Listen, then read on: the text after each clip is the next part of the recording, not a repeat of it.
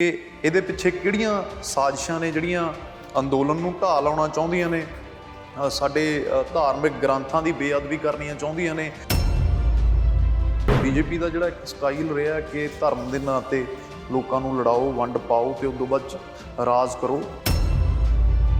ਇਹ ਜਿਹੜੀ ਸੱਤਾ ਚੱਲ ਰਹੀ ਹੈ ਇਹਦੇ ਵਿੱਚ ਤਾਂ ਸਾਹ ਲੈਣਾ ਵੀ ਬਹੁਤ ਔਖਾ ਹੈ। ਮੈਂ ਸਿੱਖ ਪਰਿਵਾਰ 'ਚੋਂ ਬਿਲੋਂਗ ਕਰਦਾ, ਜੇ ਮੇਰੇ ਸਾਹਮਣੇ ਕੋਈ ਗੀਤਾ ਦੀ ਬੇਅਦਬੀ ਕਰੂਗਾ ਤਾਂ ਮੈਂ ਉਹ ਵੀ ਨਹੀਂ ਬਰਦਾਸ਼ਤ ਕਰ ਸਕਦਾ। ਬੜੀ ਸਿਕਿਉਰਿਟੀ ਹੁੰਦੀ ਸੀ ਪਹਿਲਾਂ, ਕਾਫੀ ਜ਼ਿਆਦਾ ਉਹ ਹੁੰਦਾ ਸੀ। ਕੋਈ ਘਟਨਾ ਵਾਪਰਦੀ ਸੀ ਤਾਂ ਮੋਰਚੇ ਦੀ ਸਿਕਿਉਰਿਟੀ ਕੋਲ ਲਿਆਉਂਦੇ ਸੀ। ਸਾਡੇ ਯਾਦ ਆ, ਬੰਦਾ ਫੜ ਲੈਣਾ, ਜੇ ਅਸੀਂ ਕਦੇ ਇੰਟਰਵਿਊ ਵੀ ਕਰਨ ਦੀ ਕੋਸ਼ਿਸ਼ ਕਰਨੀ, ਇਹਨਾਂ ਨੂੰ ਸ਼ਾਸਨ ਹੁੰਦਾ ਸੀ ਕਿ ਨਹੀਂ, ਪਹਿਲਾਂ ਉੱਥੇ ਲੈ ਆਵਾਂਗੇ ਫਿਰ ਇੰਟਰਵਿਊ ਕਰੀਏ। ਮੈਨੂੰ ਲੱਗਦਾ ਕਿਤੇ ਨਾ ਕਿਤੇ ਅਵੇਅਰਨੈਸ ਦੀ ਕਮੀ ਜ਼ਰੂਰ ਆਈ ਆ। ਲੋਕ ਥੋੜ੍ਹੇ ਜਿਹੇ ਜਿਉਂ-ਜਿਉਂ ਅੰਦੋਲਨ ਲੰਬਾ ਚੱਲ ਰਿਹਾ, ਥੋੜ੍ਹਾ ਜਿਹਾ ਮੈਨੂੰ ਲੱਗਦਾ ਜਦ ਬੰਦਾ ਸਹਿਜ ਹੋ ਜਾਂਦਾ, ਰਿਲੈਕਸ ਹੋ ਜਾਂਦਾ ਵੀ ਕੋਈ ਨਹੀਂ। ਕਿਹੜੀਆਂ ਮਤਲਬ ਤੁਹਾਨੂੰ ਏਜੰਸੀਆਂ ਨੇ ਤੰਗ ਕੀਤਾ ਪਿਛਲੇ ਦੌਰ 'ਚ? ਲਗਾਤਾਰ ਪਾਸਪੋਰਟ ਜਮ੍ਹਾਂ ਕਰਵਾਇਆ ਸੀ ਰੀਨਿਊ ਕਰਾਉਣ ਦੇ ਲਈ, ਤੇ ਉਹਨਾਂ ਨੇ ਕਹਿਤਾ ਕਿ ਇਹ ਉੱਤੋਂ ਆਰਡਰ ਨੇ ਜੀ, ਇਹ ਪਾਸਪੋਰਟ ਤੁਹਾਡੇ ਤੇ FIR ਸ਼ੋ ਹੁੰਦੀ ਹੈ। FIR ਵੀ ਕਲੀਅਰ ਕਰਵਾਤੀ। ਉਦੋਂ ਬਾਅਦ ਇਨਕਮ ਟੈਕਸ ਦੀਆਂ ED ਦੀਆਂ ਚਿੱਠੀਆਂ ਨੇ ਕਿ 2015 'ਚ ਕੋਈ ਪੇਮੈਂਟ ਸੀ, ਇਹ ਕਿੱਥੋਂ ਆਈ ਹੈ। ਮਤਲਬ 2015 ਦੀ ਪੇਮੈਂਟ ਅੱਜ ਤੁਹਾਨੂੰ 2021 ਦੇ ਵਿੱਚ ਯਾਦ ਆ ਰਹੀ ਹੈ। ਇਹ ਸਿਰਫ ਡਰਾਉਣ ਦੀ ਤੇ ਧਮਕਾਉਣ ਦੀ ਕੋਸ਼ਿਸ਼ ਕੀਤੀ ਜਾ ਰਹੀ ਹੈ। ਜੇ ਮੈਂ ਆਪਣੀ ਫੈਮਿਲੀ ਵੱਲ ਦੇਖਾਂ, ਜੇ ਮੈਂ ਆਪਦੇ ਕੈਰੀਅਰ ਵੱਲ ਦੇਖਾਂ, ਕਿ ਜੇ ਮੈਂ ਬੋਲੂੰਗਾ ਕੁਛ ਤਾਂ ਮੇਰੇ ਤੇ ਕੋਈ ਨਾ ਕੋਈ ਕਾਰਵਾਈ ਹੈ ਜਿਹੜੀ ਉਹ ਲਾਜ਼ਮੀ ਹੋਊਗੀ, 200% ਹੋਊਗੀ, ਤੇ ਉਹ ਪਿਛਲੇ ਦਿਨਾਂ 'ਚ ਵੀ ਹੋਈ ਹੈ, ਉਹ ਅੱਗੇ ਵੀ ਹੋਊਗੀ। ਮੋਰਚੇ ਤੁਸੀਂ ਸਾਰੇ, ਤੁਸੀਂ ਸੀ, ਬੱਬੂ ਅਮਤੋਜ, ਹੋਰ ਬਹੁਤ ਸਾਰੇ ਇਕੱਠੇ ਹੋ ਕੇ ਗਏ ਸੀ। ਕੋਈ ਇਸ ਤਰ੍ਹਾਂ ਦਾ ਪ੍ਰੋਗਰਾਮ ਕੰਸੋਲੀਡੇਟ ਹੋ ਕੇ ਹੋ ਸਕਦਾ ਕਿ ਜਿਵੇਂ ਜਦੋਂ ਇਕੱਠੇ ਜਾਂਦੇ ਹੋ ਤਾਂ ਉਹਦਾ ਇੱਕ ਵੱਖਰਾ ਹੀ ਰੰਗ ਹੁੰਦਾ। ਪ੍ਰੋ ਪੰਜਾਬ TV ਤੇ ਤੁਹਾਡਾ ਸਵਾਗਤ ਹੈ। ਮੈਂ ਹਾਂ ਯਾਦਵਿੰਦਰ ਸਿੰਘ। ਸਿੰਘੂ ਬਾਰਡਰ ਤੇ ਬੇਹੱਦ ਮੰਦਭਾਗੀ ਘਟਨਾ ਵਾਪਰੀ ਹੈ। ਸੰਯੁਕਤ ਕਿਸਾਨ ਮੋਰਚੇ ਦਾ ਬਿਆਨ ਵੀ ਆਇਆ ਹੈ, ਆਲੋਚਨਾ ਵੀ ਹੋ ਰਹੀ ਹੈ, ਤੇ ਨਾਲ ਦੀ ਨਾਲ ਇਹ ਵੀ ਕਿਹਾ ਜਾ ਰਿਹਾ ਹੈ ਕਿ ਸ੍ਰੀ ਗੁਰੂ ਗ੍ਰੰਥ ਸਾਹਿਬ ਜੀ ਦੀ ਬੇਅਦਬੀ ਹੋਣਾ ਬੇਹੱਦ ਮੰਦਭਾਗਾ ਅਗਰ ਕਿਸੇ ਨੇ ਕੋਸ਼ਿਸ਼ ਕੀਤੀ। ਪਰ ਦੂਜੇ ਪਾਸੇ ਇਹ ਵੀ ਕਿਹਾ ਜਾ ਰਿਹਾ ਹੈ ਕਾਨੂੰਨ ਹੱਥ 'ਚ ਨਹੀਂ ਲੈਣਾ ਚਾਹੀਦਾ ਸੀ। ਇਸ ਮੋਰਚੇ ਨਾਲ ਬਹੁਤ ਸਾਰੀਆਂ ਸ਼ਖਸੀਅਤਾਂ ਜੁੜੀਆਂ ਰਹੀਆਂ ਨੇ। ਜਸ ਬਾਜਵਾ ਵੀ ਉਹਨਾਂ 'ਚੋਂ ਇੱਕ ਨੇ, ਸਾਡੇ ਨਾਲ ਨੇ, ਸ਼ੁਰੂ ਤੋਂ ਮੋਰਚੇ ਜਾਂਦੇ ਰਹੇ ਨੇ। ਗੱਲਬਾਤ ਕਰਦੇ ਉਹਨਾਂ ਨਾਲ, ਕਿਵੇਂ ਦੇਖ ਰਹੇ ਨੇ ਇਸ ਘਟਨਾ ਨੂੰ, ਔਰ ਆਉਣ ਵਾਲੇ ਦਿਨਾਂ ਦੇ ਅੰਦਰ ਮੋਰਚਾ ਹੋਰ ਮਜ਼ਬੂਤ ਹੋਵੇ ਇਹਦੇ ਲਈ ਉਹ ਕੀ ਕਰ ਰਹੇ ਨੇ। ਸਵਾਗਤ ਹੈ ਜਸ। ਬਹੁਤ ਮਿਹਰਬਾਨੀ ਬਾਈ। ਆਪਾਂ ਸ਼ੁਰੂ ਤੋਂ ਸਾਰੇ ਜੁੜੇ ਰਹੇ ਹਾਂ। ਅਸੀਂ ਰਿਪੋਰਟ ਕਰਦੇ ਸੀ, ਤੁਸੀਂ ਐਕਟਿਵਿਸਟ ਸੀਗੇ, ਤੁਸੀਂ ਜਾਂਦੇ ਸੀਗੇ। ਜਦੋਂ ਇਸ ਤਰ੍ਹਾਂ ਦੀ ਘਟਨਾ ਹੁੰਦੀ ਹੈਗੀ ਹੈ ਨਾ, ਬਹੁਤ ਸਾਰੀਆਂ ਘਟਨਾਵਾਂ ਦੇਖੀਆਂ ਆਪਾਂ, ਸ਼ੱਕੀ ਬੰਦੇ ਆ ਜਾਂਦੇ ਸੀ, ਅੰਦੋਲਨ ਨੂੰ ਖਰਾਬ ਕਰਨ ਵਾਲੇ ਬਹੁਤ ਲੋਕ ਆਉਂਦੇ ਸੀ। ਅੱਜ ਦੀ ਘਟਨਾ ਨੂੰ ਤੁਸੀਂ ਕਿਵੇਂ ਦੇਖ ਰਹੇ ਹੋ? ਪਹਿਲਾਂ ਤਾਂ ਜੀ ਇਹ ਬਹੁਤ ਦੁਖਦਾਇਕ ਘਟਨਾ ਵਾਪਰੀ ਹੈ, ਕਿਉਂਕਿ ਸ਼੍ਰੀ ਗੁਰੂ ਗ੍ਰੰਥ ਸਾਹਿਬ ਮਹਾਰਾਜ ਸਾਡੇ ਸਿੱਖਾਂ ਦੇ ਵਿੱਚ ਸਭ ਤੋਂ ਉੱਚ ਸਥਾਨ, ਮਾਰਗਦਰਸ਼ਕ ਨੇ ਸਾਡੇ। ਤਾਂ ਸਿੱਖਾਂ ਦੇ ਹਿਰਦੇ ਆ ਜਿਹੜੇ ਉਹ ਵਲੂੰਦਰੇ ਗਏ ਇਸ ਚੀਜ਼ ਦੇ ਨਾਲ। ਬਟ ਜੇ ਪਿੱਛੇ ਜਾਈਏ, ਪੰਜਾਬ 'ਚ ਵੀ ਤੁਸੀਂ ਪਿਛਲੇ ਦਿਨਾਂ 'ਚ ਨੋਟ ਕੀਤਾ ਹੋਊਗਾ, ਲਗਾਤਾਰ ਇੱਦਾਂ ਦੀਆਂ ਜਿਹੜੀਆਂ ਘਟਨਾਵਾਂ ਨੇ ਵਾਪਰ ਰਹੀਆਂ ਨੇ, ਪਿੰਡ ਲੈਵਲ 'ਤੇ ਲਾ ਲਓ ਜਾਂ ਅਨੰਦਪੁਰ ਸਾਹਿਬ ਤਾਂ ਸਾਡੇ ਇੱਕ ਤਖਤ ਨੇ, ਉੱਥੇ ਤਾਂ ਸਿਕਿਉਰਿਟੀ ਸ਼੍ਰੋਮਣੀ ਕਮੇਟੀ ਦਾ ਬਹੁਤ ਵੱਡਾ ਪਹਿਰਾ, ਉੱਥੇ ਵੀ ਇਹ ਘਟਨਾ ਵਾਪਰੀ। ਹੁਣ ਅੰਦੋਲਨ ਦੇ ਵਿੱਚ ਇਸ ਘਟਨਾ ਦਾ ਵਾਪਰ ਜਾਣਾ ਕਿਤੇ ਨਾ ਕਿਤੇ, ਕਿਉਂਕਿ ਪੰਜਾਬ ਨੇ ਇਹ ਅੰਦੋਲਨ ਸ਼ੁਰੂ ਕੀਤਾ ਤੇ ਸਿੱਖਾਂ ਦੀ ਗਿਣਤੀ ਉੱਥੇ ਬਹੁਤ ਵੱਡੇ ਪੱਧਰ 'ਤੇ, ਪੰਜਾਬੀਆਂ ਦੀ, ਇਕੱਲੇ ਸਿੱਖਾਂ ਦੀ ਗੱਲ ਨਹੀਂ ਕਰੂੰਗਾ, ਸਾਰਾ ਪੰਜਾਬ ਹੀ ਕਿਸਾਨ ਬੈਠੇ ਆ ਉੱਥੇ। ਜ਼ਿਆਦਾਤਰ ਜਿਹੜੇ ਲੋਕ ਨੇ ਉਹ ਮਰਿਆਦਾ ਨਾਲ ਜੁੜੇ ਹੋਏ ਆ, ਬਾਣੀ ਨਾਲ ਜੁੜੇ ਹੋਏ ਆ। ਦੁੱਖ ਲੱਗਿਆ, ਮੈਨੂੰ ਵੀ ਬਹੁਤ ਫੋਨ ਆਏ ਉੱਥੇ ਕਿ ਇਹ ਘਟਨਾ ਵਾਪਰ ਗਈ। ਪਰ ਜਿਹੜਾ ਹੁਣ ਮੈਂ ਸੰਯੁਕਤ ਮੋਰਚੇ ਦਾ ਬਿਆਨ ਪੜ੍ਹ ਰਿਹਾ ਸੀਗਾ ਕਿ ਲਾਅ ਐਂਡ ਆਰਡਰ ਨੂੰ ਆਪਣੇ ਹੱਥ ਦੇ ਵਿੱਚ ਨਾ ਲਈਏ, ਕਿਉਂਕਿ ਜਿਹੜੀ ਸਾਡੀ ਵਿਰੋਧੀ ਧਿਰ ਸਰਕਾਰ ਹੈ ਉਹ ਇੱਕ ਮੌਕਾ ਹੀ ਭਾਲੂਗੀ ਕਿ ਅਸੀਂ ਕੋਈ ਵੀ ਐਕਟੀਵਿਟੀ ਜੋਸ਼ 'ਚ ਆ ਕੇ ਜਾਂ ਗੁੱਸੇ 'ਚ ਆ ਕੇ ਕੋਈ ਵੀ ਇੱਦਾਂ ਦੀ ਕਾਰਵਾਈ ਕਰੀਏ ਤੇ ਉਹਨਾਂ ਨੂੰ ਮੌਕਾ ਮਿਲ ਜਾਵੇ ਕਿ ਇਹਨਾਂ ਨੇ ਇੱਥੇ ਵਾਇਲੈਂਸ ਕ੍ਰੀਏਟ ਕੀਤਾ, ਇੱਥੇ ਇੱਕ ਦੰਗਿਆਂ ਦਾ ਰੂਪ ਜਿਹਨੂੰ ਕਹਿ ਦਿੱਤਾ ਜਾਂਦਾ ਕਿ ਦੇ ਦਿੱਤਾ ਜਾਂਦਾ। ਉੱਦਾਂ ਦੀਆਂ ਚੀਜ਼ਾਂ ਤੋਂ ਬਚ ਕੇ ਇੱਕ ਨਿਰਪੱਖ ਜਾਂਚ ਹੋਣੀ ਚਾਹੀਦੀ ਹੈ ਕਿ ਇਹਦੇ ਪਿੱਛੇ ਕਿਹੜੀਆਂ ਸਾਜ਼ਿਸ਼ਾਂ ਨੇ ਜਿਹੜੀਆਂ ਅੰਦੋਲਨ ਨੂੰ ਢਾਹ ਲਾਉਣਾ ਚਾਹੁੰਦੀਆਂ ਨੇ, ਸਾਡੇ ਧਾਰਮਿਕ ਗ੍ਰੰਥਾਂ ਦੀ ਬੇਅਦਬੀ ਕਰਨੀਆਂ ਚਾਹੁੰਦੀਆਂ ਨੇ, ਸਾਡੇ 'ਚ ਪਾੜ ਪਾਉਣਾ ਚਾਹੁੰਦੀਆਂ ਨੇ। ਸੋ ਅੱਗੇ ਦਿੱਲੀ ਪੁਲਿਸ ਨੂੰ, ਜਿਹੜੇ ਉੱਥੇ ਲੋਕਲ ਬਾਰਡਰ ਨੇ, ਜਾਂ ਸੰਯੁਕਤ ਮੋਰਚਾ ਇੱਕ ਟੀਮ ਕੁਛ ਇੱਦਾਂ ਦੀ ਬਣਾ ਦੇਵੇ ਜਿਹੜਾ ਇੱਕ ਨਿਰਪੱਖ ਜਾਂਚ ਕਰੇ ਕਿ ਇਹ ਘਟਨਾ ਇੱਥੇ ਕਿਉਂ ਵਾਪਰੀ। 1-2 ਦਿਨਾਂ ਦੇ ਵਿੱਚ ਮੈਂ ਆਸ ਕਰਦਾ ਕਿ ਜਿਹੜਾ ਸਾਰਾ ਸੱਚ ਹੈ ਉਹ ਸਾਹਮਣੇ ਆ ਜਾਊਗਾ।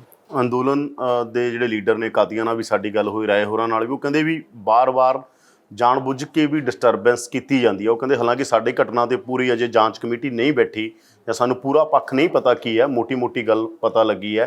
ਤੁਹਾਨੂੰ ਲੱਗਦਾ ਕਿ ਕੋਈ ਪਿੱਛੇ ਕਹਾਣੀ ਵੀ ਹੋ ਸਕਦੀ ਹੈ? ਜਿੱਦਾਂ ਦੀ ਰਾਜਨੀਤੀ ਇਸ ਮੁਲਕ ਦੇ ਵਿੱਚ ਸੈਂਟਰ ਸਰਕਾਰ ਬੀਜੇਪੀ ਕਰ ਰਹੀ ਹੈ, ਜਿੱਦਾਂ ਦਾ ਇੱਕ ਮੈਨੂੰ ਲੱਗ ਰਿਹਾ ਕਿ ਧੱਕਾ ਪਿਛਲੇ ਦਿਨਾਂ 'ਚੋਂ ਦੇਖਣ ਨੂੰ ਸਾਨੂੰ ਮਿਲਦਾ, ਤਾਂ ਮੈਨੂੰ ਲੱਗਦਾ ਹੈ ਇਹਦੇ ਤੋਂ ਪਿੱਛੇ ਨਹੀਂ ਹਟਣਾ ਚਾਹੀਦਾ ਕਿ ਪਿੱਛੇ ਕੋਈ ਨਾ ਕੋਈ ਸਾਜ਼ਿਸ਼ ਹੈ ਜਿਹੜੀ ਉਹ ਹੋ ਸਕਦੀ ਹੈ। ਕਿਉਂਕਿ ਬੀਜੇਪੀ ਦਾ ਜਿਹੜਾ ਇੱਕ ਸਟਾਈਲ ਰਿਹਾ ਕਿ ਧਰਮ ਦੇ ਨਾਂ 'ਤੇ ਲੋਕਾਂ ਨੂੰ ਲੜਾਓ, ਵੰਡ ਪਾਓ ਅਤੇ ਉਦੋਂ ਬਾਅਦ 'ਚ ਰਾਜ ਕਰੋ। ਸੋ ਮੈਨੂੰ ਲੱਗਦਾ ਕਿਤੇ ਨਾ ਕਿਤੇ, ਪਰ ਹੁਣ ਦੇਖੋ ਅੱਗੇ ਜਾਂਚ ਦੇ ਵਿੱਚ ਕੀ ਨਿਕਲ ਕੇ ਆਉਂਦੀ ਹੈ। ਕੁਝ ਚੰਗੇ ਸੁਹਿਰਦ ਲੋਕ ਇਹਦੇ 'ਤੇ ਲਾਉਣੇ ਚਾਹੀਦੇ ਆ, ਸੰਯੁਕਤ ਮੋਰਚੇ ਨੂੰ ਵੀ ਅਤੇ ਪੁਲਿਸ ਨੂੰ ਵੀ ਇਹਦੀ ਪੈਰਵਾਈ ਹੈ ਜਿਹੜੀ ਉਹ ਬਹੁਤ ਚੰਗੇ ਤਰੀਕੇ ਨਾਲ ਅਤੇ ਸ਼ਾਰਟ ਟਰਮ 'ਚ ਕਰਨੀ ਚਾਹੀਦੀ ਹੈ, ਜਿਹੜਾ ਸੱਚ ਦਾ ਸੱਚ, ਝੂਠ ਦਾ ਝੂਠ ਸਾਹਮਣੇ ਆਵੇ। ਪਰ ਜਦੋਂ ਤੁਸੀਂ ਕਿਸੇ ਵੀ ਧਾਰਮਿਕ ਭਾਵਨਾ ਨੂੰ ਭੜਕਾਉਣ ਦੀ ਕੋਸ਼ਿਸ਼ ਕਰੋਗੇ ਜਾਂ ਉਹਨਾਂ ਦੇ ਗ੍ਰੰਥਾਂ ਨਾਲ, ਸਤਿਕਾਰਯੋਗ ਗ੍ਰੰਥਾਂ ਨਾਲ ਕੋਈ ਛੇੜਛਾੜ ਕਰੋਗੇ, ਬੇਅਦਬੀ ਕਰੋਗੇ, ਤਾਂ ਜਿਹੜੇ ਉਸ ਧਰਮ ਦੇ ਲੋਕ ਨੇ ਜਾਂ ਉਸ ਧਰਮ ਛੱਡੋ ਜਿਹੜੇ ਇਨਸਾਨੀਅਤ ਪਸੰਦ ਲੋਕ ਨੇ, ਚਾਹੇ ਉਹ ਕੋਈ ਵੀ ਹੈ, ਮੈਂ ਸਿੱਖ ਪਰਿਵਾਰ 'ਚੋਂ ਬਿਲੋਂਗ ਕਰਦਾ, ਜੇ ਮੇਰੇ ਸਾਹਮਣੇ ਕੋਈ ਗੀਤਾ ਦੀ ਬੇਅਦਬੀ ਕਰੂਗਾ ਤਾਂ ਮੈਂ ਉਹ ਵੀ ਨਹੀਂ ਬਰਦਾਸ਼ਤ ਕਰ ਸਕੂੰਗਾ, ਕਿਉਂਕਿ ਇਨਸਾਨੀਅਤ ਸਭ ਤੋਂ ਵੱਡਾ ਧਰਮ ਹੈ।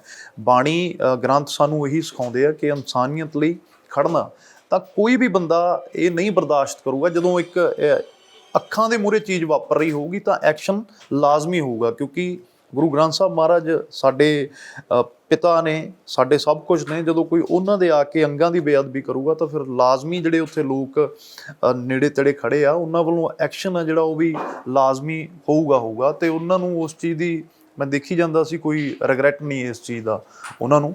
ਤਾਂ ਇਹਦੀ ਜਾਂਚ ਹੋਣੀ ਚਾਹੀਦੀ ਹੈ ਸਾਰਿਆਂ ਦੀ। ਪਰ ਇਹ ਹੋਇਆ ਜੋ ਕੁਝ ਵੀ ਹੋਇਆ, ਇਹਦੀ ਅਸੀਂ ਨਿੰਦਾ ਵੀ ਕਰਦੇ ਹਾਂ ਅਤੇ ਇੱਦਾਂ ਦੀਆਂ ਘਟਨਾਵਾਂ ਨੇ ਜਿਹੜੀਆਂ ਵਾਪਰਨੀਆਂ ਨਹੀਂ ਚਾਹੀਦੀਆਂ। ਖਾਸ ਕਰਕੇ ਸ਼੍ਰੋਮਣੀ ਕਮੇਟੀ ਨੂੰ ਐਕਸ਼ਨ ਲੈਣਾ ਚਾਹੀਦਾ ਕਿ ਪਿੰਡਾਂ ਦੇ ਵਿੱਚ ਵੀ, ਮਹਾਰਾਜ ਤਾਂ ਚਾਹੇ ਕਿਸੇ ਉੱਚ ਤਖਤ 'ਤੇ ਨੇ, ਚਾਹੇ ਆਮ ਪਿੰਡ ਦੇ ਗੁਰਦੁਆਰੇ 'ਚ ਨੇ, ਫਲਸਫਾ ਉਹਨਾਂ ਦਾ ਸਾਰਾ ਸੇਮ ਹੀ ਹੈ, ਇੱਕ ਹੀ ਹੈ। ਤਾਂ ਕੁਛ ਨਾ ਕੁਛ ਇੱਦਾਂ ਦੀਆਂ ਕਾਨੂੰਨ ਜਾਂ ਕੁਛ ਪਹਿਰੇ ਲਾ ਦੇਣੇ ਚਾਹੀਦੇ ਆ ਜਿਹੜੇ ਮੈਨੂੰ ਲੱਗਦਾ ਹੈ ਕਿ ਜ਼ਰੂਰੀ ਹੋ ਗਏ ਅੱਜ ਦੀ ਡੇਟ 'ਚ। ਵੈਸੇ ਤਾਂ ਬੜੀ ਸ਼ਰਮਯੋਗ ਗੱਲ ਹੈ ਕਿ ਅਸੀਂ ਆਪਦੇ ਦੁੱਖ ਤਕਲੀਫ ਭਾਵਨਾ ਲੈ ਕੇ ਗੁਰਦੁਆਰੇ 'ਚ ਜਾਂਦੇ ਹਾਂ ਜਾਂ ਗ੍ਰੰਥ ਸਾਹਿਬ ਅੱਗੇ ਨਮਸਤਕ ਹੁੰਦੇ ਹਾਂ। ਜੇ ਉੱਥੇ ਵੀ ਸਾਨੂੰ ਪਹਿਰਾ ਦੇਣਾ ਪਊਗਾ ਤਾਂ ਮੈਨੂੰ ਲੱਗਦਾ ਕਿ ਜਿਹੜਾ ਜਗਤ ਦਾ ਰੱਖ ਹੈ ਉਹਦੇ ਵੀ ਪਹਿਰੇ ਲਈ ਬੰਦਾ ਖੜਾਉਣਾ ਪਊਗਾ। ਤਾਂ ਕਲਯੁੱਗ ਦਾ ਵੀ ਇਹ ਇੱਕ ਵੱਡਾ ਪ੍ਰਭਾਵ ਤੁਸੀਂ ਮੰਨ ਸਕਦੇ ਹੋ। ਜਸ ਆਪਾਂ ਸ਼ੁਰੂ ਤੋਂ, ਜਿਵੇਂ ਮੈਂ ਕਹਿ ਰਿਹਾ ਕਿ ਤੁਸੀਂ ਇੱਕ ਐਕਟਿਵਿਸਟ ਦੇ ਤੌਰ 'ਤੇ ਵੀ ਇੱਕ ਗਾਇਕ ਦੇ ਰੂਪ 'ਚ ਜੁੜੇ ਰਹੇ, ਬੜੀ ਸਿਕਿਉਰਿਟੀ ਹੁੰਦੀ ਸੀ ਪਹਿਲਾਂ, ਕਾਫੀ ਜ਼ਿਆਦਾ ਉਹ ਹੁੰਦਾ ਸੀ। ਕੋਈ ਘਟਨਾ ਵਾਪਰਦੀ ਸੀ ਤਾਂ ਮੋਰਚੇ ਦੀ ਸਿਕਿਉਰਿਟੀ ਕੋਲ ਲਿਆਉਂਦੇ ਸੀ। ਸਾਡੇ ਯਾਦ ਆ, ਬੰਦਾ ਫੜ ਲੈਣਾ, ਜੇ ਅਸੀਂ ਕਦੇ ਇੰਟਰਵਿਊ ਵੀ ਕਰਨ ਦੀ ਕੋਸ਼ਿਸ਼ ਕਰਨੀ, ਇਹਨਾਂ ਨੂੰ ਸ਼ਾਸਨ ਹੁੰਦਾ ਸੀ ਕਿ ਨਹੀਂ, ਪਹਿਲਾਂ ਉੱਥੇ ਲੈ ਆਵਾਂਗੇ ਫਿਰ ਇੰਟਰਵਿਊ ਕਰਿਓ। ਤੁਹਾਨੂੰ ਲੱਗਦਾ ਇਹਦੇ 'ਚ ਵੀ ਕੁਛ ਨਾ ਕੁਛ, ਜਿਵੇਂ ਆਪਾਂ ਕਹਿੰਦੇ ਮੋਰਚੇ ਨੂੰ ਥੋੜ੍ਹਾ ਜਿਹਾ ਕਰਨ ਦੀ ਲੋੜ ਹੋਣਾ ਚਾਹੀਦਾ? ਮੈਂ ਤੁਹਾਨੂੰ ਦੱਸਦਾ, ਜਦੋਂ ਸਟਾਰਟਿੰਗ ਪਿਛਲੇ ਸਿਆਲਾਂ ਦੀ ਗੱਲ ਹੈ, ਆਪਣੀਆਂ ਟਰਾਲੀਆਂ ਖੜੀਆਂ ਸੀ ਉੱਥੇ, ਅਤੇ ਕਿਸੇ ਨੇ ਨਾ 2-3 ਟਰਾਲੀਆਂ ਪਿੱਛੇ ਖਬਰ ਆਈ ਕਿ ਕੋਈ ਨਾ ਬੋਤਲਾਂ ਸਿੱਟੀ ਜਾਂਦਾ ਟਰਾਲੀਆਂ ਦੇ ਥੱਲੇ, ਐਕਟਿਵਾ 'ਤੇ ਨੇ ਕਾਲੀ 'ਤੇ। ਉਦੋਂ ਇਕੱਠ ਬਹੁਤ ਜ਼ਿਆਦਾ ਸੀ, ਬਟ ਉਹ ਬੰਦੇ ਕਾਮਯਾਬ ਹੋ ਗਏ ਉੱਥੋਂ ਭੱਜਣ ਦੇ ਵਿੱਚ ਕਿ ਬੋਤਲਾਂ ਉਹ ਸਿੱਟ ਕੇ, ਖਾਲੀ ਸ਼ਰਾਬ ਦੀਆਂ ਬੋਤਲਾਂ ਟਰਾਲੀਆਂ ਦੇ। ਪਰ ਤੁਸੀਂ ਇਹ ਦੇਖੋ ਕਿ ਐਕਸ਼ਨ ਕਿੰਨਾ ਕੁਇਕਲੀ ਹੋਇਆ। ਉਹਨਾਂ ਨੇ ਉਹ ਬੋਤਲਾਂ ਸਿੱਟੀਆਂ ਅਤੇ ਲੋਕ ਨੇ ਜਿਹੜੇ ਆਲੇ ਦੁਆਲਿਓਂ, ਚਾਹੇ ਛੱਡੋ ਤੁਸੀਂ ਉਹ ਸੰਯੁਕਤ ਮੋਰਚੇ ਦੀ ਸਿਕਿਉਰਿਟੀ ਸੀ ਜਾਂ ਨਹੀਂ ਸੀ, ਲੋਕ ਬਹੁਤ ਅਵੇਅਰ ਸੀ ਕਿ ਕੋਈ ਆ ਕੇ ਯਾਰ ਇਹ ਕੋਸ਼ਿਸ਼ ਕਰ ਰਿਹਾ ਕਿ ਕੱਲ੍ਹ ਨੂੰ ਕੋਈ ਮੀਡੀਆ, ਉਦੋਂ ਥੋੜ੍ਹਾ ਜਿਹਾ ਗੋਦੀ ਮੀਡੀਆ ਦਾ ਪ੍ਰਭਾਵ ਵੀ ਬਹੁਤ ਜ਼ਿਆਦਾ ਸੀ, ਉਹ ਕਰਦੇ ਸੀ ਇਹ ਕੰਮ ਕਿ ਬੋਤਲਾਂ ਸਿੱਟ ਕੇ ਦਿਖਾਉਂਦੇ ਸੀ ਇਹ ਤਾਂ ਸ਼ਰਾਬੀ ਕਬਾਬੀ ਲੋਕ ਨੇ। ਉਦੋਂ ਸਾਡਾ ਇੱਕ ਸਿਕਿਉਰਿਟੀ ਦਾ ਸਿਸਟਮ ਵੀ ਸੀ, ਸੰਯੁਕਤ ਮੋਰਚੇ ਦੀ ਵੀ ਛੱਡੋ, ਲੋਕ ਵੀ ਅਵੇਅਰ ਸੀ। ਤਾਂ ਪਹਿਲੀ ਤਾਂ ਗੱਲ ਇਹ ਹੈ ਕਿ ਇਹ ਲੋਕਾਂ ਦਾ ਅੰਦੋਲਨ ਹੈ, ਸਾਨੂੰ ਕਿਸੇ ਤੋਂ ਇਹ ਆਸ ਨਹੀਂ ਰੱਖਣੀ ਚਾਹੀਦੀ ਕਿ ਕੋਈ ਆ ਕੇ ਸਾਡੀ ਸਿਕਿਉਰਿਟੀ ਕਰੂਗਾ। ਸਾਨੂੰ ਖੁਦ ਇੰਨਾ ਅਵੇਅਰ ਰਹਿਣਾ ਚਾਹੀਦਾ ਹੈ ਕਿ ਜਿੱਥੇ ਅਸੀਂ ਬੈਠੇ ਹਾਂ ਉਹ ਕੁਛ ਵੀ ਕਰ ਸਕਦੇ ਆ। ਸਾਰੀ ਰਾਜਸੀ ਤਾਕਤ, ਪੁਲਿਸ ਉਹਨਾਂ ਦੇ ਨਾਲ ਹੈ, ਸਾਰੀਆਂ ਏਜੰਸੀਆਂ ਉਹਨਾਂ ਦੇ ਨਾਲ ਨੇ। ਸੋ ਅਵੇਅਰ ਰਹਿਣਾ, ਮੈਨੂੰ ਲੱਗਦਾ ਕਿਤੇ ਨਾ ਕਿਤੇ ਅਵੇਅਰਨੈਸ ਦੀ ਕਮੀ ਜ਼ਰੂਰ ਆਈ ਆ। ਲੋਕ ਥੋੜ੍ਹੇ ਜਿਹੇ, ਜਿਉਂ-ਜਿਉਂ ਅੰਦੋਲਨ ਲੰਬਾ ਚੱਲ ਰਿਹਾ, ਥੋੜ੍ਹਾ ਜਿਹਾ ਮੈਨੂੰ ਲੱਗਦਾ ਬੰਦਾ ਸਹਿਜ ਹੋ ਜਾਂਦਾ, ਰਿਲੈਕਸ ਹੋ ਜਾਂਦਾ ਵੀ ਕੋਈ ਨਹੀਂ ਚੱਲ ਰਿਹਾ। ਇਹ ਨਹੀਂ ਕਿ ਮੈਂ ਕੋਈ ਇਹ ਨਹੀਂ ਕਹਿ ਰਿਹਾ ਕਿ ਉਹਨਾਂ ਦੀ ਕੋਈ ਭਾਵਨਾ ਘਟ ਗਈ ਜਾਂ ਉਹਨਾਂ ਦਾ ਜੋਸ਼ ਘਟ ਗਿਆ, ਪਰ ਇੱਕ ਬੰਦਾ ਸਿਸਟਮ ਦੇ ਵਿੱਚ ਫਿੱਟ ਆ ਜਾਂਦਾ ਕਿ ਇਹ ਚੀਜ਼ਾਂ ਹੌਲੀ ਹੌਲੀ ਹੋਣਗੀਆਂ। ਸਾਡਾ ਆਲਾ ਦੁਆਲਾ ਸਾਨੂੰ ਆਪਣੇ ਦੇ ਵਿੱਚ ਆਪਣੇ ਆਪ 'ਚ ਸਮਾ ਲੈਂਦਾ। ਤਾਂ ਮੈਨੂੰ ਲੱਗਦਾ ਕਿ ਅਵੇਅਰ ਰਹਿਣ ਦੀ ਵੀ ਲੋੜ ਹੈ। ਲੋਕਾਂ ਨੂੰ ਵੀ ਮੈਂ ਬੇਨਤੀ ਕਰੂੰਗਾ, ਜਿੰਨੇ ਕਿਸਾਨ ਭਰਾ ਸਾਡੇ ਅੰਦੋਲਨ 'ਤੇ ਬੈਠੇ ਹੈ, ਕਿ ਆਪਦੇ ਆਲੇ ਦੁਆਲੇ ਨੂੰ ਪੂਰਾ ਧਿਆਨ ਰੱਖੋ। ਸੰਯੁਕਤ ਮੋਰਚੇ ਨੂੰ ਵੀ ਮੈਂ ਬੇਨਤੀ ਕਰੂੰਗਾ ਕਿ ਬਹੁਤ ਸਾਡੇ ਨੌਜਵਾਨ ਉੱਥੇ ਹੈ। 21 ਤਰੀਕ ਨੂੰ ਅਸੀਂ ਵੀ ਇੱਕ ਕਾਫਲਾ ਲੈ ਕੇ ਸ਼ੰਭੂ ਮੋਰਚੇ ਤੋਂ ਜਾ ਰਹੇ ਹਾਂ। ਸਾਡੇ ਵੀ ਉੱਥੇ ਬਹੁਤ ਭਰਾ ਨੇ, ਕੋਈ ਸਾਨੂੰ ਇੱਦਾਂ ਦੀ ਜ਼ਿੰਮੇਵਾਰੀ ਲਾ ਦਿਓ ਕਿ ਰਾਤ ਦੀ ਜਿਹੜੀ ਡਿਊਟੀ ਹੈ ਤੁਸੀਂ ਦੇਣੀ ਹੈ। ਤਾਂ ਨੌਜਵਾਨ ਬਹੁਤ ਵੱਡੇ ਪੱਧਰ 'ਤੇ ਅੱਗੇ ਆਉਣ ਨੂੰ ਤਿਆਰ ਬੈਠੇ ਆ। ਸੰਯੁਕਤ ਮੋਰਚੇ ਨੂੰ ਵੀ ਐਕਸ਼ਨ ਲੈਣਾ ਚਾਹੀਦਾ ਕਿ ਜਦੋਂ ਤੱਕ ਕੋਈ ਜਿੱਤ ਹਾਰ, ਅਸੀਂ ਜਿੱਤਦੇ ਨਹੀਂ ਹੈਗੇ, ਉਦੋਂ ਤੱਕ ਟੀਮਾਂ ਦੇ ਤੌਰ 'ਚ ਜਿਵੇਂ ਪਹਿਲਾਂ ਸਟਾਰਟਿੰਗ 'ਚ ਵਰਕ ਕਰਦੇ ਸੀ, ਉਹ ਚੀਜ਼ਾਂ ਹੁਣ ਹੋਣੀਆਂ ਚਾਹੀਦੀਆਂ ਨੇ ਤੇ ਉਹਨਾਂ 'ਚ ਕਦੇ ਵੀ ਜਿਹੜਾ ਜੋਸ਼ ਹੈ ਉਹ ਘੱਟ ਨਹੀਂ ਹੋਣਾ ਚਾਹੀਦਾ। ਉਹ ਇਦਾਂ ਹੀ ਰਹਿਣਾ ਚਾਹੀਦਾ ਕਿ ਅੱਜ ਪਹਿਲਾ ਦਿਨ ਹੈ ਅੰਦੋਲਨ ਦਾ। ਜਿਵੇਂ ਤੁਸੀਂ ਕਿਹਾ ਸ਼ੰਭੂ ਤੋਂ ਤੁਸੀਂ ਸਿੰਘੂ ਜਾ ਰਹੇ ਹੋਗੇ, ਕੀ ਕੰਸੋਲੀਡੇਸ਼ਨ ਜਿਵੇਂ ਪਿਛਲੇ ਦੌਰ 'ਚ ਵੀ ਦੇਖਣ ਨੂੰ ਮਿਲਿਆ ਕਿ ਪਾਰਟਿਸਪੇਸ਼ਨ ਥੋੜ੍ਹੀ ਆ ਜਾਂਦੀ ਹੈ, ਘਟ ਜਾਂਦੀ ਹੈ, ਵੱਧ ਜਾਂਦੀ ਹੈ, ਇੰਨਾ ਲੰਬਾ ਅੰਦੋਲਨ ਹੁੰਦਾ ਹੀ ਹੈ। ਤੁਹਾਡੀ ਕੀ ਪਲੈਨਿੰਗ ਅਗਲੀ? ਸਾਡੀ ਪਲੈਨਿੰਗ ਇਹ ਹੈ ਕਿ ਅਸੀਂ 21 ਤਰੀਕ ਨੂੰ ਸ਼ੰਭੂ ਮੋਰਚੇ ਤੋਂ ਪੂਰੇ ਪੰਜਾਬ 'ਚ ਐਲਾਨ ਕੀਤਾ ਕਿ ਅਸੀਂ ਇੱਕ ਕਾਫਲਾ ਲੈ ਕੇ ਦਿੱਲੀ ਜਾਵਾਂਗੇ ਤੇ ਇਹ ਨਹੀਂ ਹੋਊਗਾ ਉਹਦੇ 'ਚ ਕਿ ਅਸੀਂ ਕਾਫਲਾ ਲੈ ਕੇ ਦਿੱਲੀ ਜਾਵਾਂਗੇ ਤੇ ਸ਼ਾਮ ਨੂੰ ਆਪਦਾ ਘਰੇ ਆ ਜਾਵਾਂਗੇ। ਅਸੀਂ ਘੱਟੋ ਘੱਟ ਜਿਹੜੇ ਭਰਾ ਸਾਡੇ ਨਾਲ ਜਾਣਗੇ ਉਹਨਾਂ ਨੂੰ ਕਿਹਾ ਕਿ ਆਪਾਂ ਹਫ਼ਤਾ ਇੱਕ ਉੱਥੇ ਰੁਕ ਕੇ ਆਲੇ ਦੁਆਲੇ ਸਾਫ਼ ਸਫਾਈ ਅਭਿਆਨ ਚਲਾਵਾਂਗੇ। ਜਿਹੜੀਆਂ ਉੱਥੇ ਕਿਸੇ ਚੀਜ਼ ਦੀਆਂ ਜ਼ਰੂਰਤਾਂ ਨੇ, ਰਸਦ ਦੀ ਕੋਈ ਜ਼ਰੂਰਤ ਹੈ, ਉਹ ਸਾਡੇ ਪਿੱਛੇ ਪੰਜਾਬ 'ਚ ਜਿਹੜੀਆਂ NGOs ਜਾਂ ਸਾਡੇ ਭਰਾ ਕੰਮ ਕਰਦੇ, ਅਸੀਂ ਉਹਨਾਂ ਨੂੰ ਕਹਾਂਗੇ ਕਿ ਇੱਥੇ ਇਹਨਾਂ ਚੀਜ਼ਾਂ ਦੀ ਚਲੋ ਕਮੀ ਉੱਥੇ ਕੋਈ ਕਿਸੇ ਵੀ ਚੀਜ਼ ਦੀ ਨਹੀਂ। ਉਹ ਤਾਂ ਹੀ ਨਹੀਂ ਕਿਉਂਕਿ ਟਾਈਮ ਤੇ ਕੋਈ NGOs ਜਾਂ ਲੋਕ ਆਪਦੀ ਜਿਹੜੀ ਡਿਊਟੀ ਹੈ, ਆਪਦੀ ਸੇਵਾ ਹੈ, ਉਹ ਨਿਭਾ ਰਹੇ ਆ। ਸੋ ਅਸੀਂ ਵੀ ਉਹ ਡਿਊਟੀ ਕਰਨ ਜਾਵਾਂਗੇ ਤੇ ਜਿੱਥੇ ਸਾਨੂੰ ਵਾਰ-ਵਾਰ ਇਹ ਸੰਯੁਕਤ ਮੋਰਚੇ ਵੱਲੋਂ ਕਾਲ ਆਉਂਦੀ ਹੈ ਕਿ ਸਾਨੂੰ ਇਕੱਠ ਕਰਕੇ ਦਿੱਲੀ ਜਾਣਾ ਚਾਹੀਦਾ, ਅਸੀਂ ਉੱਥੇ ਲੋਕਾਂ ਨੂੰ ਇਹ ਵੀ ਅਵੇਅਰ ਕਰਾਂਗੇ ਕਿ ਕਿਸ ਤੋਂ 2 ਦਿਨ 4 ਦਿਨ 5 ਦਿਨ ਘੱਟੋ ਘੱਟ ਹਫ਼ਤਾ ਨੌਜਵਾਨ ਲਾ ਸਕਦੇ ਆ। ਕੋਈ ਕਿਸੇ ਦੇ ਇਸ ਮੁੱਦੇ ਤੋਂ ਵੱਡਾ ਪੰਜਾਬ 'ਚ ਕੋਈ ਵੱਡਾ ਮੁੱਦਾ ਨਹੀਂ। 1 ਹਫ਼ਤੇ ਲਈ ਅਸੀਂ ਉੱਥੇ ਜਾਵਾਂਗੇ, ਸਾਡੀਆਂ ਟਰਾਲੀਆਂ ਹੁਣ ਵੀ ਉੱਥੇ ਖੜੀਆਂ ਨੇ ਤੇ ਨੌਜਵਾਨਾਂ ਨੂੰ ਇੱਕ ਸਫਾਈ ਅਭਿਆਨ ਸ਼ੁਰੂ ਕਰਾਂਗੇ ਤੇ ਨਾਲ ਦੀ ਨਾਲ ਇਹ ਪ੍ਰੇਰਿਤ ਕਰਾਂਗੇ ਜਿੰਨੇ ਨੌਜਵਾਨ ਸਾਡੇ ਨਾਲ ਜਾਣਗੇ ਕਿ ਬਕਾਇਦਾ ਤੁਸੀਂ ਮਹੀਨੇ ਦੇ ਵਿੱਚ ਜਦੋਂ ਤੱਕ ਅੰਦੋਲਨ ਚੱਲ ਰਿਹਾ 1 ਹਫ਼ਤਾ ਇੱਥੇ ਆਪਦਾ ਦੇਣਾ ਹੀ ਦੇਣਾ, ਲਗਾਤਾਰ ਦੇਣਾ। ਸੋ ਇਹ ਜਿਹੜਾ ਅਗਲਾ ਅਭਿਆਨ ਹੈ ਅਸੀਂ ਆਪਦੇ ਵੱਲੋਂ ਚਲਾਉਣਾ ਸ਼ੁਰੂ ਕਰ ਰਹੇ ਹਾਂ ਜੀ। ਗਾਇਕਾਂ ਨੇ ਵੀ ਆਸਾਂ ਬਹੁਤ ਜਗਾਈਆਂ ਸੀਗੀਆਂ, ਹੁਣ ਲੋਕ ਕਈ ਵਾਰ ਸਵਾਲ ਕਰਦੇ ਆ ਕਿ ਐਕਟੀਵਿਟੀ ਕਿਤੇ ਨਾ ਕਿਤੇ ਸਾਰਿਆਂ ਦੀ ਉਸ ਤਰ੍ਹਾਂ ਦੀ ਨਹੀਂ ਰਹੀ। ਸਾਨੂੰ ਵੀ ਕਹਿ ਦਿੰਦੇ ਨੇ ਓਬਵੀਅਸਲੀ ਹੈਗਾ ਕਿ ਸਾਡੇ ਲਈ ਵੀ ਬਹੁਤ ਸਾਰੀਆਂ ਹੋਰ ਖਬਰਾਂ ਵੀ ਹੁੰਦੀਆਂ ਨੇ।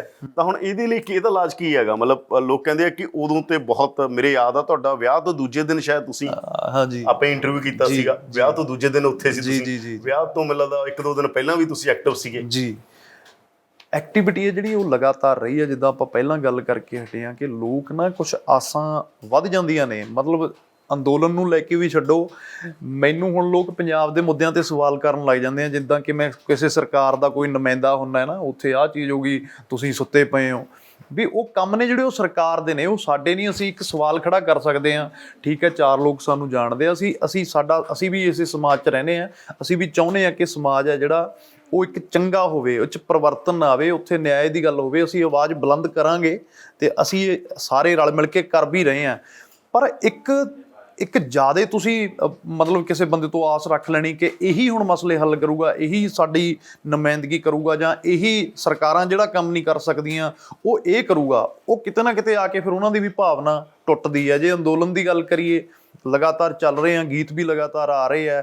ਪਿਛਲੇ ਦਿਨਾਂ 'ਚ ਵਾਕਈ ਇਹ ਗੱਲ ਮੈਂ ਵੀ ਮੰਨਦਾ ਕਿ ਥੋੜ੍ਹਾ ਜਿਹਾ ਕੰਮ ਹੈ ਜਿਹੜਾ ਉਹ ਠੰਡਾ ਪਿਆ, ਆਉਣਾ ਜਾਣਾ ਵੀ ਘਟ ਗਿਆ। ਮੈਨੂੰ ਹੁਣ ਮੈਂ ਕੈਮਰੇ ਤੇ ਝੂਠ ਨਹੀਂ ਬੋਲੂੰਗਾ, ਮੈਨੂੰ ਤਕਰੀਬਨ 1 ਮਹੀਨਾ ਹੋ ਗਿਆ, ਅੱਜ ਤੱਕ ਇੰਨਾ ਗੈਪ ਕਦੇ ਪਿਆ ਨਹੀਂ ਕਿ 1 ਮਹੀਨਾ ਮੈਂ ਕਿਸੇ ਬਾਰਡਰ ਤੇ ਨਾ ਗਿਆ ਹੋਵਾਂ।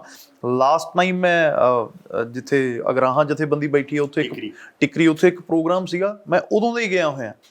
ਟੱਚ 'ਚ ਮੈਂ ਰਹਿਣਾ, ਬਟ ਮੈਨੂੰ ਵੀ ਕੁਛ ਮੇਰੇ ਇੱਥੇ ਰੁਝੇਵੇਂ ਸੀ, ਕੁਛ ਹੋਰ ਚੀਜ਼ਾਂ ਸੀ, ਇਨਕਮ ਟੈਕਸ ਦੇ ਛਾਪੇ ਸੀ, ਬਹੁਤ ਕੁਛ ਸੀ, ਉਲਝਣ ਤਾਣੀਆਂ ਸੀ, ਉਹ 'ਚ ਉਲਝੇ ਰਹੇ। ਉਹ ਚੀਜ਼ਾਂ ਕਦੇ ਵੀ ਲੋਕਾਂ ਨੂੰ ਨਹੀਂ ਦੱਸੀ ਦੀਆਂ ਵੀ ਜੇ ਅਸੀਂ ਨਹੀਂ ਜਾ ਰਹੇ ਤਾਂ ਸਾਨੂੰ ਚੂੜੀ ਥੋੜ੍ਹੀ ਜਿਹੀ ਉੱਤੋਂ ਕਸਤੀ ਸਾਡੀ, ਉਹ ਵੀ ਪ੍ਰੋਬਲਮ ਆ ਰਹੀ ਆ। ਪਰ ਅਸੀਂ ਕੋਸ਼ਿਸ਼ ਕਰਦੇ ਹਾਂ, ਪਾਸਪੋਰਟ ਰੁਕ ਗਿਆ, ਬਹੁਤ ਉਲਝਾਇਆ, ਇੱਥੇ ਉਲਝਣ ਤਾਣੀਆਂ ਨੇ ਜਿਹੜੀਆਂ ਬਹੁਤ ਨੇ। ਇਹਨਾਂ ਸਭ ਚੀਜ਼ਾਂ ਨੂੰ ਪਿੱਛੇ ਕਰਕੇ ਫਿਰ ਵੀ ਜਿੰਨਾ ਹੋ ਸਕਦਾ ਓਨਾ ਕਰ ਰਹੇ ਹਾਂ ਤੇ ਕਰਦੇ ਰਹਾਂਗੇ। ਇਹ ਵਚਨਬੱਧ ਆ, ਜਦੋਂ ਤੱਕ ਅਸੀਂ ਜਿੱਤ ਨਹੀਂ ਜਾਂਦੇ ਉਦੋਂ ਤੱਕ ਲਗਾਤਾਰ ਡਟੇ ਰਹਾਂਗੇ। ਇੱਕ ਵਾਰੀ ਫਿਰ ਸਾਰੀ ਟੀਮ ਨਾਲ ਗੱਲਬਾਤ ਕਰਕੇ ਇਹ ਕੋਸ਼ਿਸ਼ ਕੀਤੀ ਹੈ ਕਿ ਲਗਾਤਾਰ ਹੁਣ ਆਪਾਂ ਮਹੀਨੇ ਦੇ ਵਿੱਚ 1 ਦਿਨ ਐਸਾ ਰੱਖਾਂਗੇ ਕਿ 1 ਹਫ਼ਤਾ ਅਸੀਂ ਉੱਥੇ ਨੌਜਵਾਨੀ ਨੂੰ ਵੱਧ ਤੋਂ ਵੱਧ, ਕੋਈ ਆਪਦੇ ਤੌਰ ਤੇ ਚਾਹੇ ਵੱਧ ਵੀ ਲਾ ਸਕਦਾ, ਪਰ ਸਾਡੀ ਇਹ ਕੋਸ਼ਿਸ਼ ਹੋਊਗੀ ਕਿ ਅਸੀਂ ਸ਼ੰਭੂ ਬਾਰਡਰ ਤੋਂ ਹਫ਼ਤੇ 'ਚ 1 ਵਾਰੀ ਜ਼ਰੂਰ ਮੈਂ ਖੁਦ ਜਾਇਆ ਕਰੂੰਗਾ। ਕਲਾਕਾਰ ਭਰਾਵਾਂ ਨੂੰ ਵੀ ਬੇਨਤੀ ਕੀਤੀ ਹੈ ਕਿ ਤੁਸੀਂ ਮੇਰੇ ਨਾਲ ਜਾਣਾ ਚਾਹੁੰਦੇ ਹੋ ਤਾਂ ਬਹੁਤ ਵਧੀਆ, ਜਾਂ ਤੁਸੀਂ ਆਪਦੇ ਪੱਧਰ ਤੇ ਜਿਹੜੀ ਮੁਹਿੰਮ ਚਲਾਈ ਹੋਈ ਆ ਉਹ ਬਹੁਤ ਵਧੀਆ।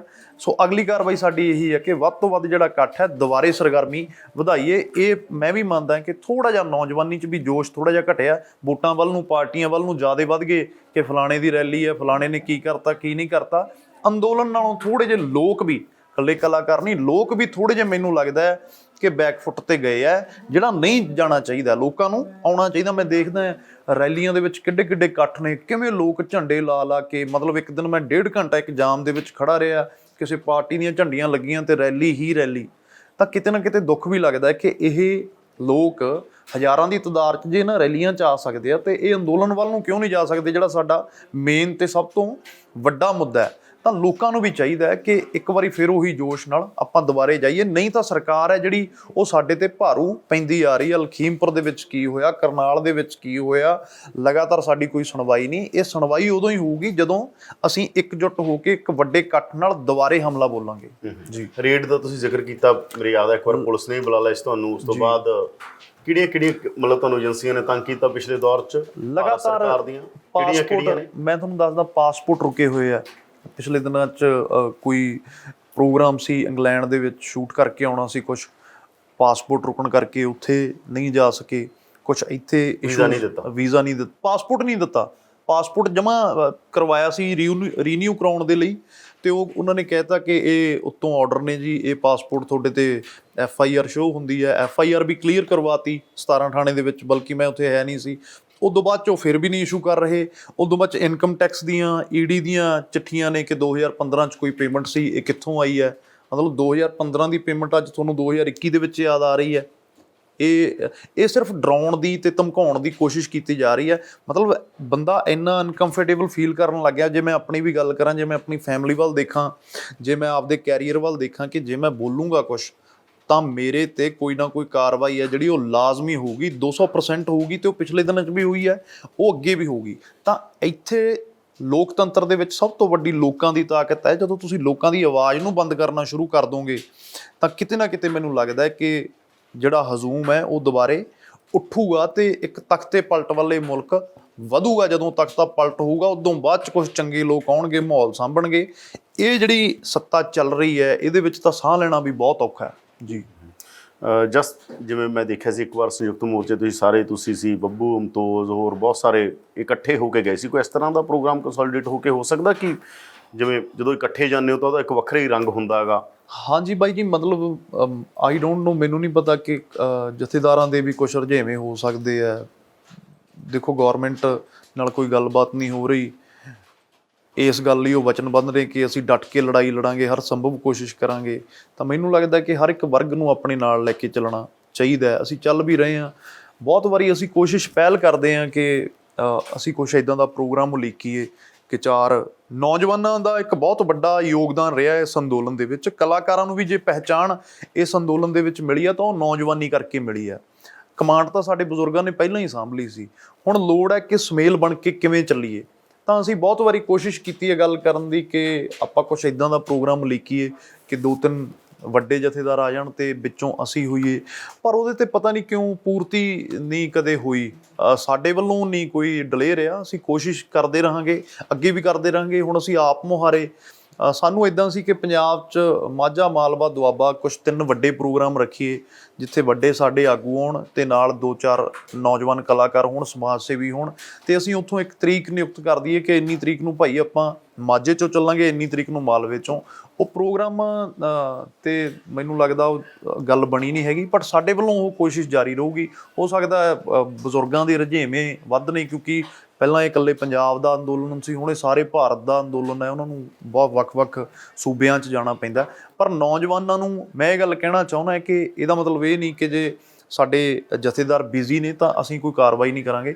ਸਾਨੂੰ ਲਗਾਤਾਰ ਆਪਦਾ ਫਰਜ਼ ਸਮਝਦੇ ਹੋਏ, ਕਿਉਂਕਿ ਬਜ਼ੁਰਗਾਂ ਨੇ ਆਪਦੀ ਜ਼ਿੰਦਗੀ ਹੰਢਾ ਲਈ, ਅੱਗੇ ਜਿਹੜਾ ਫਿਊਚਰ ਹੈ, ਖੇਤਾਂ ਦਾ ਸਵਾਲ ਹੈ, ਉਹ ਸਾਡੀਆਂ ਜ਼ਮੀਨਾਂ ਦਾ ਰੌਲਾ ਹੈ। ਇਹ ਕਮਾਂਡ ਸਾਨੂੰ ਆਪਦੇ ਹੱਥਾਂ 'ਚ ਸਾਂਭਣੀ ਚਾਹੀਦੀ ਹੈ ਤੇ ਸਾਨੂੰ ਡਟ ਕੇ ਦਿੱਲੀ ਦੀਆਂ ਸਰਹੱਦਾਂ ਵੱਲ ਨੂੰ ਵਧਣਾ ਚਾਹੀਦਾ।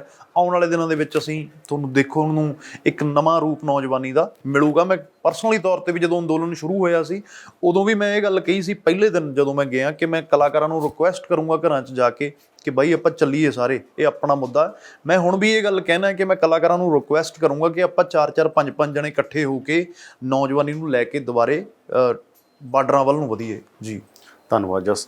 ਤਾਂ ਇਹ ਸਨ ਜਸ ਬਾਜਵਾ, ਜਿਨ੍ਹਾਂ ਨੇ ਕਿਹਾ ਕਿ ਇਹ ਘਟਨਾ ਜਿਹੜੀ ਦੋਵੇਂ ਪੱਖ ਉਹਨਾਂ ਨੇ ਰੱਖੇ ਕਿ ਸ਼੍ਰੀ ਗੁਰੂ ਗ੍ਰੰਥ ਸਾਹਿਬ ਜੀ ਦੀ ਬੇਅਦਬੀ ਦੀ ਜੇ ਕੋਸ਼ਿਸ਼ ਹੋਈ ਹੈ ਵੀ ਸ਼ਰਮਨਾਕ ਹੈ, ਪਰ ਇਹ ਜਿਹੜੀ ਘਟਨਾ ਅਗਰ ਨਾ ਵਾਪਰਦੀ, ਕਿਉਂਕਿ ਇਹਦਾ ਫਾਇਦਾ ਸੈਂਟਰ ਗਵਰਨਮੈਂਟ ਉਠਾ ਸਕਦੀ ਹੈ, ਇਹਦਾ ਫਾਇਦਾ ਉਹ ਤਾਕਤਾਂ ਉਠਾ ਸਕਦੀਆਂ ਜਿਹੜੀਆਂ ਮੋਰਚੇ ਨੂੰ ਡੈਮੇਜ ਕਰਨਾ ਚਾਹੁੰਦੀਆਂ ਨੇ। ਔਰ ਉਹਨਾਂ ਦਾ ਕਹਿਣਾ ਕਿ ਅਸੀਂ ਪਹਿਲਾਂ ਵੀ ਡਟੇ ਸੀ, ਹੁਣ ਵੀ ਡਟੇ ਹੋਏ ਹਾਂ ਤੇ ਅਸੀਂ ਡਟੇ ਰਹਾਂਗੇ।